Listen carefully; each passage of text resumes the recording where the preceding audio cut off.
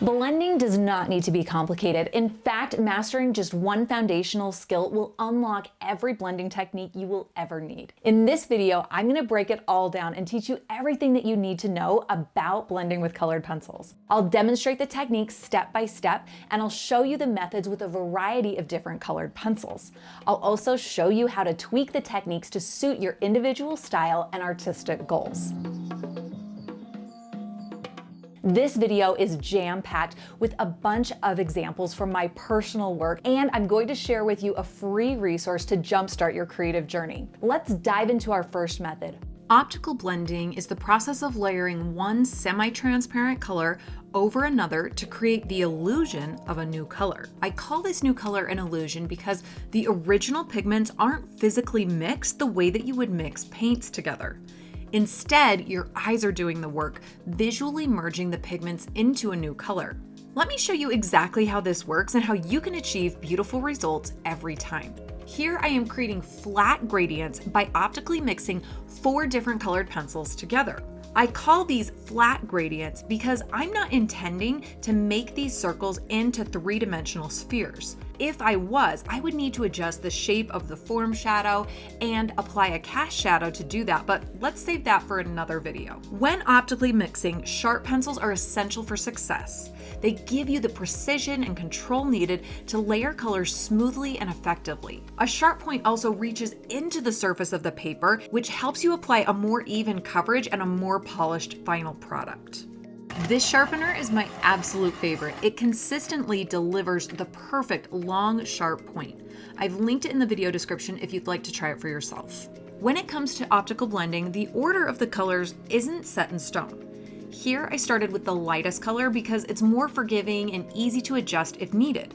This approach helps me warm up and get a feel for the pencil's personality, which was really helpful for these gradients where I am rapidly switching between several different types of colored pencils. However, in some cases, I prefer starting with a darker color.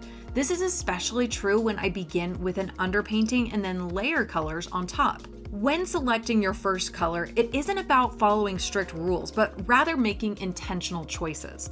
Always have a reason behind your starting color. Let's dive into the technique behind optical blending, or how we actually use the pencils to achieve seamless transitions. Always begin with light pressure and draw small overlapping circles or ovals. Move your pencil quickly and in different directions. This technique minimizes harsh lines and allows you to build the line that comes naturally from the pencil into soft, cohesive shapes. If you are struggling to achieve even coverage with light pressure, try holding the pencil further back on the barrel.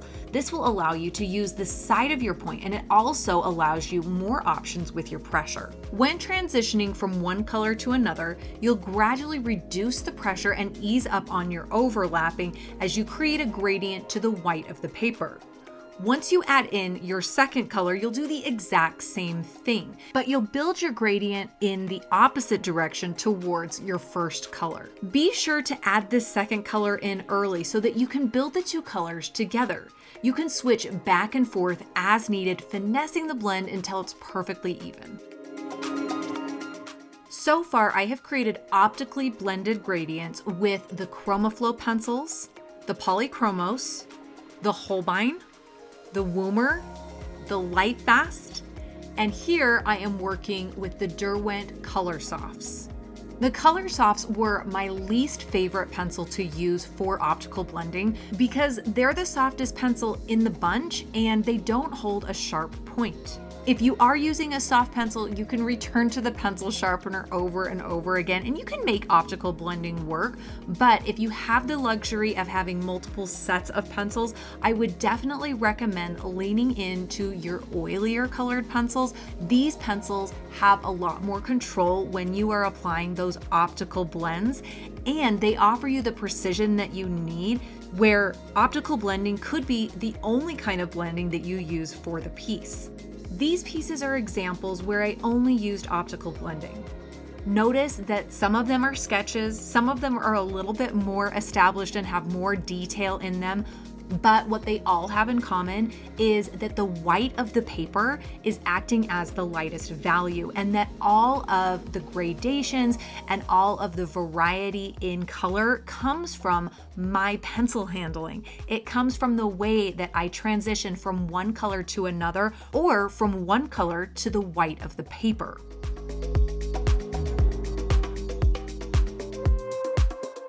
Optical blending is the foundation of all other colored pencil blending techniques, but only using optical blending has its limitations.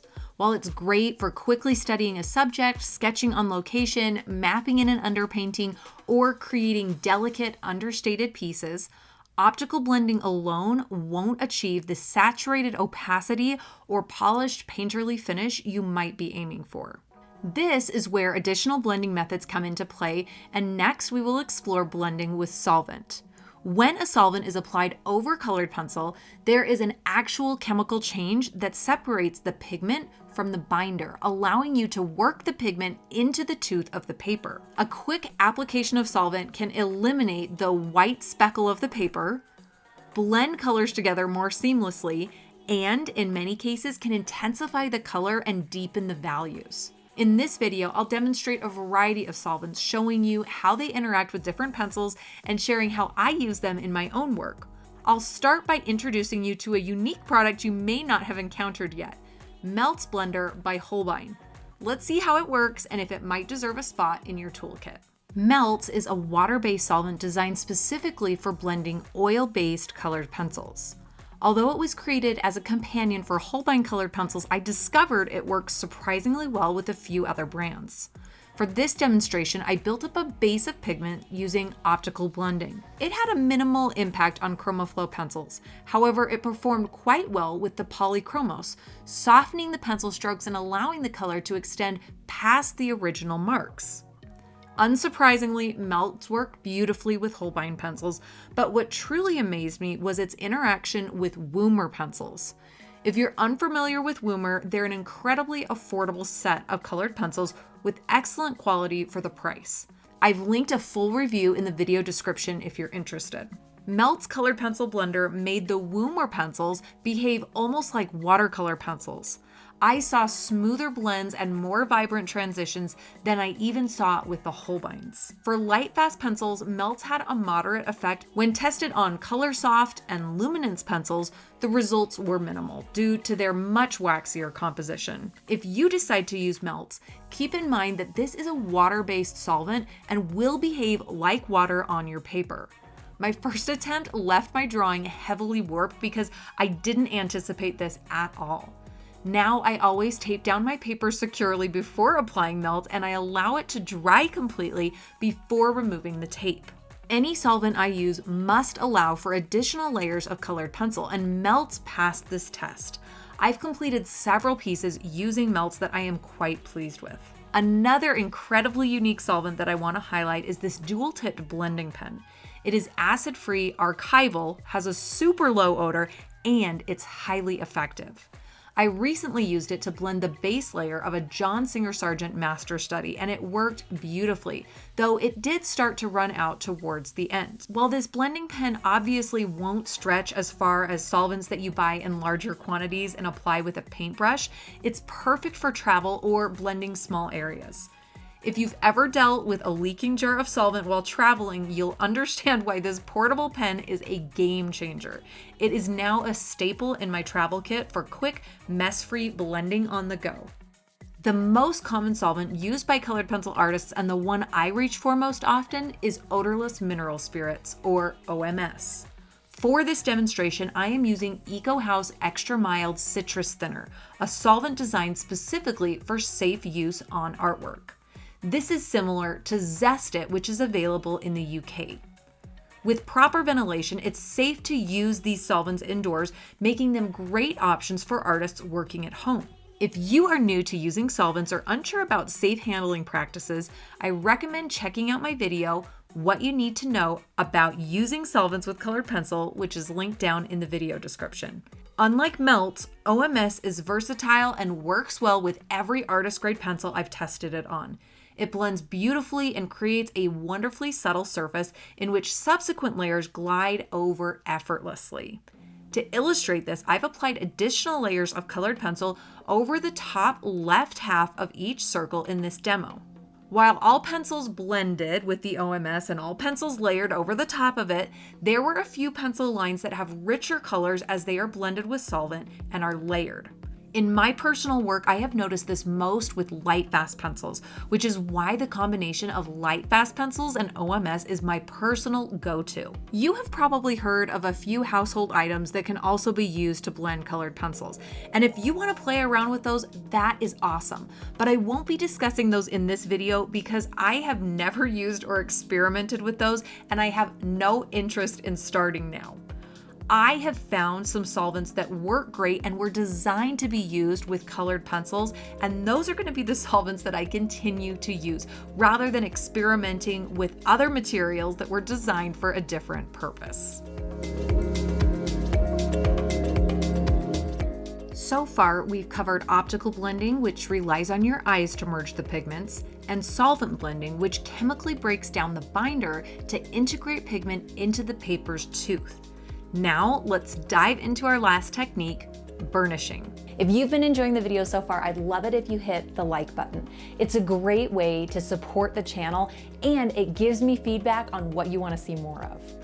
Burnishing uses the pressure of your pencils to physically push pigments into the paper, resulting in a waxier or shinier finish. Just like with solvent blending, you'll want to start with a few controlled layers of optical blending. The smoother these initial layers are, the more polished and more refined your final results will be. Once you have enough material on your paper where the majority of the paper is covered and all you can see is some light speckling coming through, it's time to burnish. While you can technically burnish with any colored pencil, burnishing with white is a common technique in portraiture.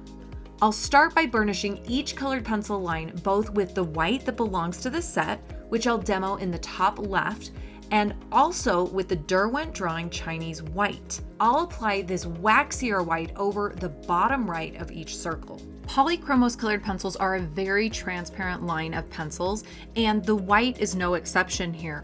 I started on the top left with a very transparent white, and it took a lot of work and a lot of pressure to blend that out, as compared to the Derwent Drawing Chinese white, which is much more opaque, gave those colors a little bit more of a tint, and required less effort and pressure to blend out the colors. As with optical blending, I recommend small circular strokes. However, burnishing requires very heavy pressure. Imagine enough pressure to indent 2 to 3 pages in a notebook. The Holbein white was a little streaky, but this isn't a common problem with the pencils overall. They blended out beautifully with the Derwent Drawing white. Next up, I'm burnishing the Woomer colored pencils. This set included a more transparent white as well, which required more pressure when blending, but the pressure led to really smooth, even results that I was really happy with. I was also pleased with how the Derwent Drawing white interacted with these pencils. Very smooth, very even blending.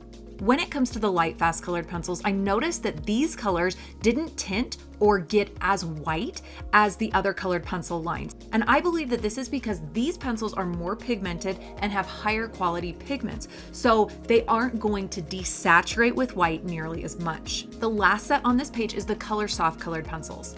These move really fast with burnishing because they are so waxy, but they're not as tight and controlled, which led to streakier results. And speaking of streakiness, make sure that you lay down enough material so that the white of the paper is mostly covered.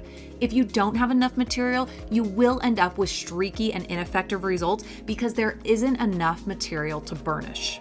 Luminance colored pencils are much more pigmented, just like the Derwent Lightfast, and lead to much brighter, more vibrant results, but they tend to get just a little bit streaky. I think that luminance colored pencils are really great for building up lots and lots of thin layers of color, but I didn't feel that this white blending technique worked as well. Burnishing with a colorless blender isn't a technique I use much anymore, but it was a technique I used often when I started with colored pencils.